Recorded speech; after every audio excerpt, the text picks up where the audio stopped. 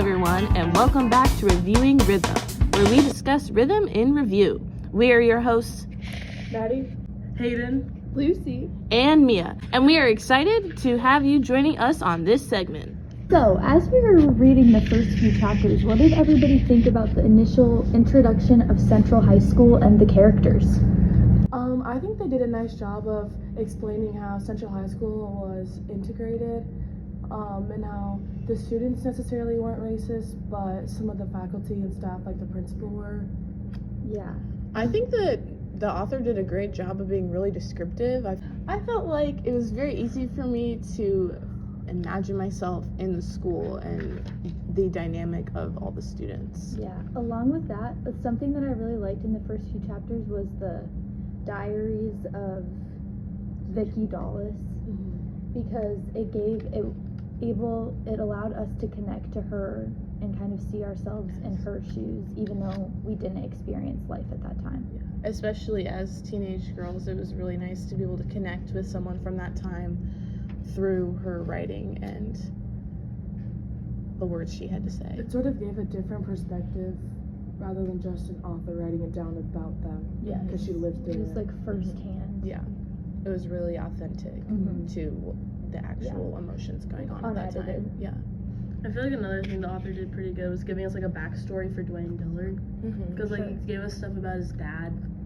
I think he went really in depth with most of the characters when he would introduce them, and I felt like that was really helpful to understanding some of their like attitudes and personalities. I liked how when they would introduce a sequence of characters, they would pick one and really go in depth on their life story, because it kind of just gave a background of the whole community and what life would have been like for everyone there, and gave a very diverse background of people's lives. It really explained like where they came from, so you can better understand their attitudes and personalities. For sure. Like Dwayne Dillard. His like upbringing and stuff. You just like can really understand better who they are. What caught your attention towards the middle of the book, and like what events? So not really a specific event, but I really love how the author emphasized how lively North Omaha was at the time because of the Black-owned businesses, and just how engaged everyone was, specifically with the Dreamland Ballroom and the Omaha Star newspaper. Yeah. I think also this is like not as much about like Omaha community as a whole, but I liked hearing about the excitement coming with the basketball season starting, especially after they had lost the year before, and just like all of the energy that was kind of coming about with the season starting and them being so good so fast. Honestly, it kind of made me laugh when they like called out Creighton Prep in the middle. Oh, I know. That was so funny. It made me happy. I also loved the just like you would read things and you'd be like, oh my gosh, I know where that is, or like Bob Boozer, like downtown they'd like talk about a certain area and I was like, oh, I like just drove by That's there. I think what part The of, Jocelyn's. that's what part of makes it so special to be able to read. Yeah, like we're 23 minutes away from where the book took place, like from where we are right now at Scott. Yeah, it's crazy. What were you guys anticipating when they said that George Wallace was coming? I anticipated that like stuff was about to hit the fan. Like Yeah. I was definitely like, they definitely hyped up like the fact that Dwayne was going to be in jail soon, like all throughout the first chunk of the book.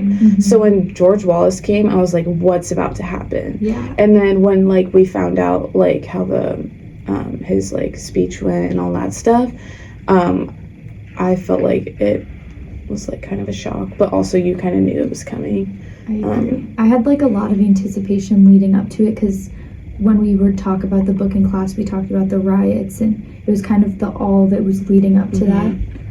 So. And the lady that came and talked about the riots too. So we were definitely like waiting hearing, to like, hear her about perspective, because that kind of stuff is scary. Yeah. And kind of like connecting it to current events, like the social media people, they like lied about what it was like. Like they said like the people protesting were like instigating everything. Oh, yeah. And then the people were there like that's not what happened. And, like, the that happens newspapers a lot in like today's For society. sure. Like social media can perpetuate things and make them. Reading that part where they were talking about the speech itself, when like Wallace like and supporters started like getting violent, I was like could feel like the like rage, not rage, but just like Anger. you get like that pent up feeling, and you're like, oh, Also, like after he was arrested, when like the whole community, nobody wanted him to be able to play, kind of relates to like how it's just like people's view of how things are, like internal bias and all that kind of stuff like initiates. They don't know the whole story. yeah. Kind of like how when they got pulled over, it was Yeah. like him and Oh, the racial profiling. yeah, and they were like, They like made up stories and like Yeah, they- told everyone. they said there was a gun in like the glove bomb. compartment. In reality, like Yeah. the police officer was just beating the butt out of them. Yeah. What did you guys like think Marquise should do about after he got arrested? I feel like he was put in a very bad position. Because I kind of felt like I could see where people were coming from. Like he got in agree. trouble, I agree. but I felt like his decision to keep him on the team was like good because he hadn't been tried yet. Like he hadn't had his trial or anything, so he wasn't proven guilty. Yeah. So I felt like unless like they were out telling people like that was why they were keeping him on the team, that could like be why people Because, like, continued to be so angry. I agree. Like I get where like the anger is coming from because thinking about like if one of our basketball players got like arrested for, you know what I mean? Yeah. Like I understand pulling him out of the game, but I agree with his decision to keep him in because he was innocent until proven guilty. I just wonder if it would have been the same if it wasn't Dwayne. I agree. If it was I Like feel if like it it was was one of the kids on the bench or something. Like if it wasn't one of the starting five, I feel like they definitely would have been kicked off the team. But since like Well- Dwayne's such So? like a major like player on the team, they kind of needed him. I feel like maybe, but at the same time, I like feel like it might have this just principle like that he people was wouldn't have cared as innocent. much. Yeah, that's true. But also, I feel like Yeah, I feel like he was such a big target for the people to like go after because he was such a big like importance to the team. another reason, And like stood up against like Yes. the injustices. like another reason I think he didn't cut him is because like he knew him personally. Like it said like that was like his second dad or like Yeah, his yeah. non-biological Like, dad. And I feel like he was like, Father figure. I don't yeah. think he's guilty. I think he's Yeah. innocent. So that's another Okay. reason. What did you guys feel when they lost? I was disappointed. I was like, bro. Yeah, I was so I was upsetting. really disappointed. I was like, I totally thought they were gonna win. I don't know why I thought I was like this is assumed a they were feel good gonna sports win. movie. They're Yeah. gonna win, but it's like I real assumed they life. were gonna win too. Yeah. I was so It kind disappointed. of, yeah, it makes you, but what I loved about that, I was kind of happy that they didn't because it showed they were able It to. wasn't just wait, because they were able to show like how graceful they were and how good of sports that they Yeah. were. The other teams really do. Yeah. And I also think it took away that like fictional aspect where like you're reading it and it's like all these Because you're things are like, gonna okay, happen because yeah, you like, want them to that's happen as like a real. reader. Yeah. It's like Like no, a this is like harsher reality. authentic and real. Like it's actually what And I happened. think that's what I like about like relating to a current, like for our team. I feel like when the girls lost, they were very graceful and very They were sportsmanlike. super Yeah. graceful with it. And I feel like that's the most important thing. And I also feel like how they said that they were going up against like the refs were like super biased when they played like super white teams and stuff. I feel like the other team still commenting on their good sportsmanship shows like the kind of people they were even when they lost and faced that sort of like discrimination. For the other teams to still comment that they had good sportsmanship through that, I feel like was Despite all important. the adversity. yeah, yeah, definitely. I feel like it definitely spoke volumes on all their character rather than I don't know. 100%. Yeah. Kind of moving away from the basketball stuff. What did you guys like think about their description of the school during the Wallace election and MLK's death? I liked how they kind of described the tension that was in the air. Yeah. How it felt, because I think all of us can relate to that. Like when something happens and you go to school the next day and you can just kind of feel it in Yeah. the air. Not a good feeling. It gave a good picture.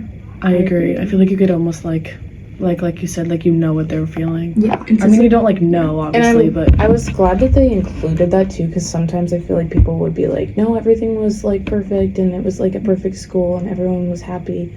But like it's good for them to have included the fact that some parts of like the Felt like tension real. was still there. And It was real. especially for like us who didn't live in that time and all that we know is what we've heard, to give it to describe the tension and put it in terms that we would understand. So, And I feel like Scott, like the community of Scott, can honestly kind of relate to that, like what it feels like when you just go to school and there's like so much tension, because like with all the deaths we had, and then like other stuff, Yeah.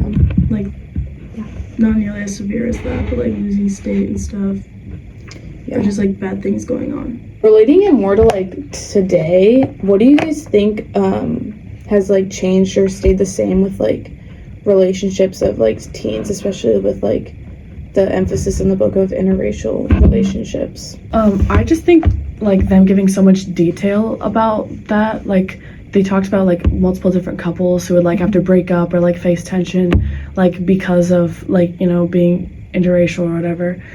But I feel like that gave a good comparison, because I feel like today obviously we see like couples like that and we don't think anything of it. So I feel like it made a good comparison to see like how far we've come from that aspect. Yeah, definitely. I like that too, specifically with like Vicky Dulles' like journals again. I just, the fact that like when I read it, like the way that they would describe the interracial couples and how they were viewed by the other students, I was like shocked. Because even though like we still have like a long way to go in our society with like discrimination and inequality and everything, hearing that just like it was shocking. I feel like we made a lot of progress, because I feel like now in society we like understand like people love who they love no matter like the race, Yeah. like sex. I think it was there is something to be said about the fact that like we don't like, not that we don't see any interracial couples, but there's not many in our like school itself, because there's not a lot, like we're predominantly white.